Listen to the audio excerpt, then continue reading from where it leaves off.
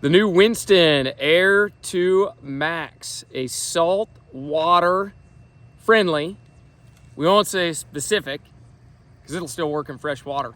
But a couple things about this rod. Bobby, who is now the cameraman, said it best a minute ago when he was casting out there at Country Mile. Man, that rod casts far, and it does. Initial impressions are on the rod. It is hot. I mean, it goes. It is not that real friendly, close range, 15 to 30 foot rod. I mean, this thing is a laser cannon. And we're casting Bobby's Scientific Anglers Grand Slam, right? 9 on 9. Yeah. So, okay, this is the 9 weight. We played around a little bit with different lines. We love the Grand Slam. I think more than just reviewing this rod, I mean, in casting it, I mean, I pushed it about as hard as I could right there just to see what it would do.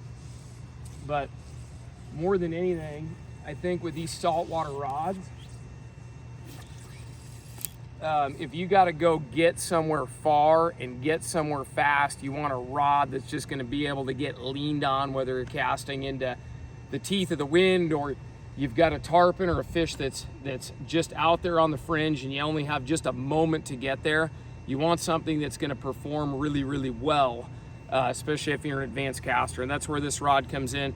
I would say this is a non-entry-level saltwater angler rod.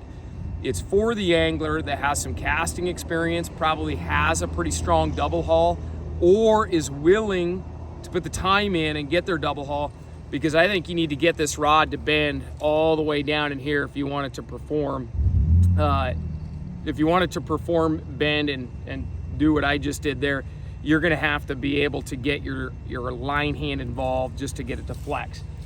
The deal with saltwater rods is if you don't get them to flex and you're casting a stick, you're not gonna be able to get those sharp loops that reach out there and get into the wind fast.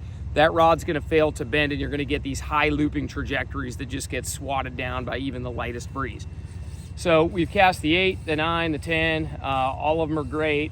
There's a big jump between the 8 and the 9. I feel like the 8 is very bonefish friendly, very light inshore friendly, a little bit more beginner friendly, great at close range. The jump to the 9 is pretty significant. The 9 feels more performance-wise like most people's 10 weight rods, but it's still light in hand. The shooting guides are relatively small, the first guide right there, and we don't need a total macro, and we've got the nickel titanium alloy recoil guides, nickel titanium alloy. Make sure I get all the info right, otherwise you internet trolls will just be jumping all over the comments. So we got flexible guides there, allows the rod to really bend through there because it's not stiffened up. But a relatively small guide, so if you were looking for a striper rod to just do blind casting all day and you just want to send it outbound short out into the great beyond, probably not the best rod for just raw shooting. To me, this is a much more precision instrument. I'm thinking permit, I'm thinking large bonefish on the 9, tarpon, where just blasting a random cast out there isn't going to get you much, but we actually need to hit targets. Smaller guides are generally more accurate. So that's one thing I noticed about the rod right off the bat is on average compared to a lot of heavy saltwater rods, the guides are smaller and arguably more accurate. But that's a quick look at the AIR 2 Max from Winston. Like I said, it is a high performance rod, learn to double haul, should be for a strong, experienced caster or one willing to really work on their cast so that they can get maximum performance out of a rod that is highly capable of reaching out there and getting those fish that are on the outer rim.